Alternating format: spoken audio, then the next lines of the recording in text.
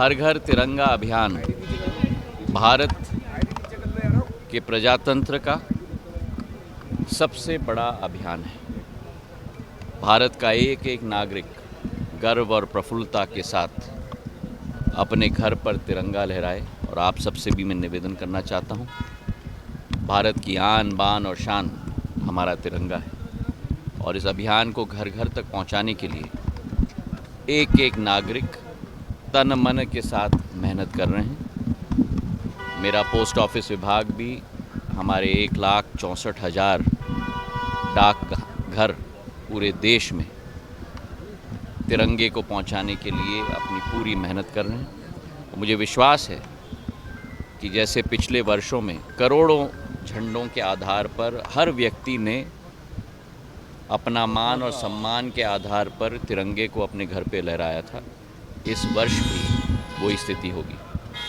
पिछले बार मैं जब आया था तो आगरा से ग्वालियर की एक्सप्रेसवे की सौगात में लेके आया था, जिसके लिए मैं प्रधानमंत्री जी को, गडकरी साहब को और मुख्यमंत्री जी को बहुत धन्यवाद देना चाहता हूँ।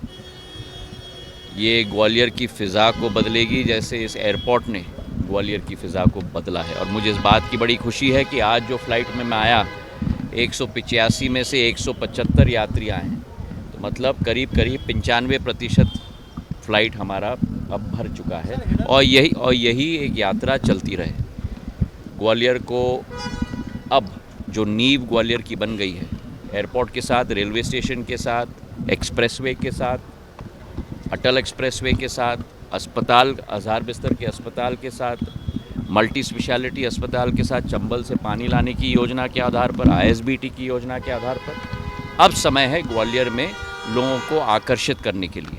और इसलिए मैं मुख्यमंत्री जी को धन्यवाद देना चाहता हूं कि 28 तारीख को जो मैंने मांग रखी थी कि ग्वालियर में इन्वेस्टमेंट समिट होनी चाहिए, वो इन्वेस्टमेंट समिट आयोजित किया जा रहा है।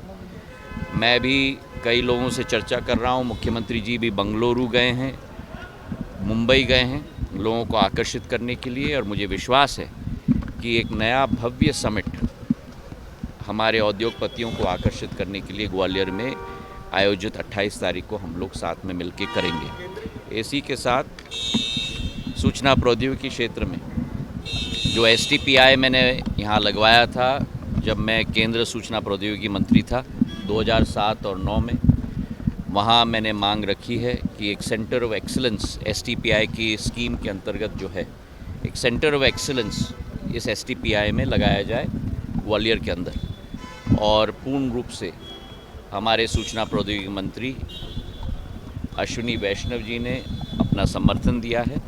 और इससे नए स्टार्टअप ग्वालियर में भी स्थापित होंगे। वित्तीय सहायता, प्लग एंड प्ले सिस्टम, वित्तीय सहायता 15 लाख, 25 लाख, 40 लाख तक इस योजना के तहत दी जाएगी। और एक नई ऊर्जा स्टार्टअप्स के क्षेत्र में भी ग्वालियर में इसके आधार पे आएगी। किसके ऊपर? हिडनबर्ग। कांग्रेस का एक ही काम है, देश में अराजकता फैलाना, देश को विवादित मामलों में उलझाना।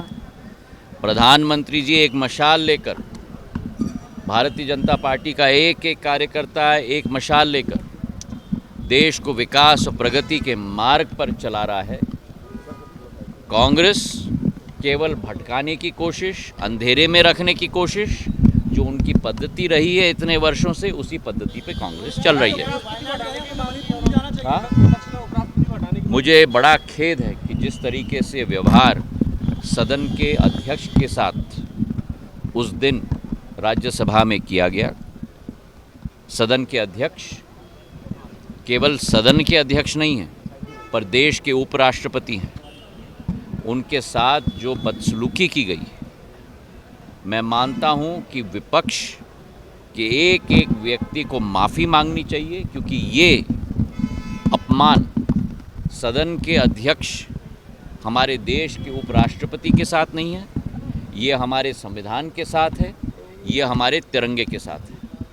और मैं मानता हूं कि जनता सब कुछ समझती है, जो शोरगुल हो रहा है सदन में, जो लोगों का अपमान हो रहा है सदन में, जिस तरीके से 2014 में, 19 में और 24 ने जनता ने सबक सिखाया था, आने वाले दिनों में भी जनता उन्हें सबक सिखाते ही जाएगी।